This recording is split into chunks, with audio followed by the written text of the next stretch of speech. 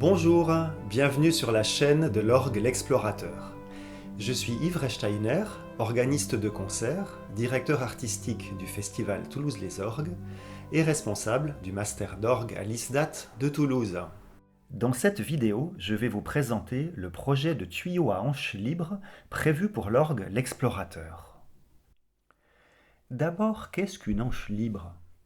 Il s'agit d'un tuyau d'orgue dans lequel une mince languette en métal, généralement en laiton, vibre au passage de l'air.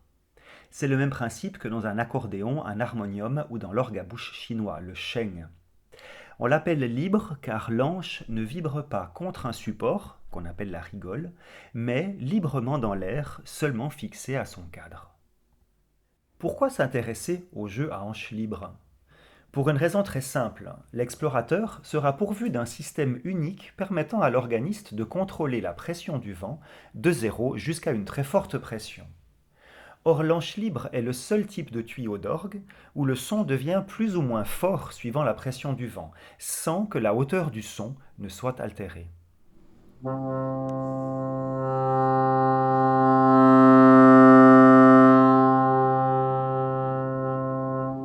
Le principe de l'hanche libre est connu depuis longtemps en Chine. Il apparaît en Europe à la fin du XVIIIe siècle et va connaître un succès important dès le début du XIXe siècle, au moment où l'expression du romantisme passe par la possibilité de jouer plus ou moins fort un même son. Les facteurs d'orgue vont donc adapter l'hanche libre à leurs orgues. En même temps, on fabrique de nouveaux orgues expressifs, pourvus uniquement d'hanches libres et dont le vent est produit au pied par celui qui en joue. Il peut donc ainsi varier la quantité d'air et jouer plus ou moins fort. C'est ce qu'on appelle aujourd'hui l'harmonium. Et c'est de cette époque également que date le développement de l'accordéon ou du bandoneon. Pourtant, à partir de 1900, ces jeux à hanches libres vont cesser de plaire et disparaissent des orgues d'église, où leur flexibilité sonore n'avait d'ailleurs guère été utilisée, faute de moyens techniques pour bien contrôler la force du vent. Aujourd'hui, ils sont devenus rares, bien qu'on en fasse à nouveau des copies, et que ces sonorités reviennent progressivement à la mode. Voici par exemple la copie d'une hanche libre réalisée pour l'orgue Walker de 1844 de l'orgue de Schramberg en Forêt-Noire.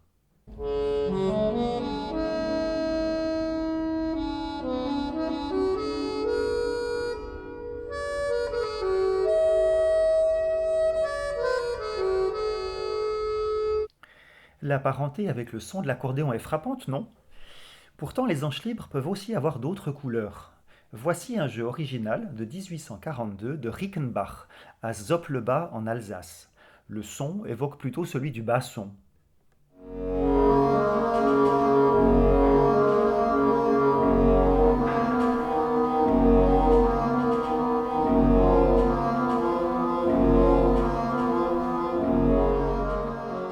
La forme des tuyaux est d'une grande importance pour le type de son, comme on le voit avec cette clarinette de Chris de 1900 à Ranrup.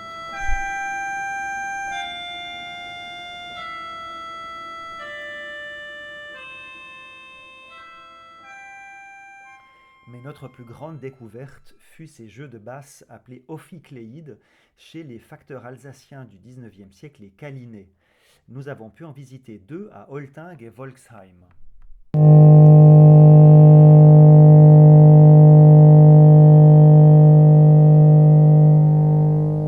Le son est particulièrement pénétrant et puissant, et en même temps il est souple et malléable comme aucun autre jeu d'orgue.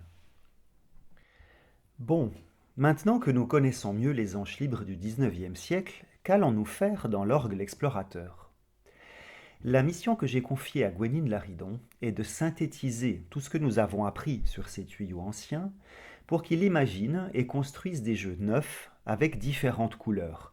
Un jeu plutôt sombre, pouvant se rapprocher du basson, un jeu plus coloré, proche de la clarinette, et enfin des basses puissantes qui portent littéralement le son de l'orgue quand il faut jouer fort. Ce seront les prochaines étapes du projet de l'orgue l'Explorateur. Si vous voulez nous suivre ou soutenir ce projet, abonnez-vous à cette chaîne YouTube ou contactez-moi directement par mail. À bientôt!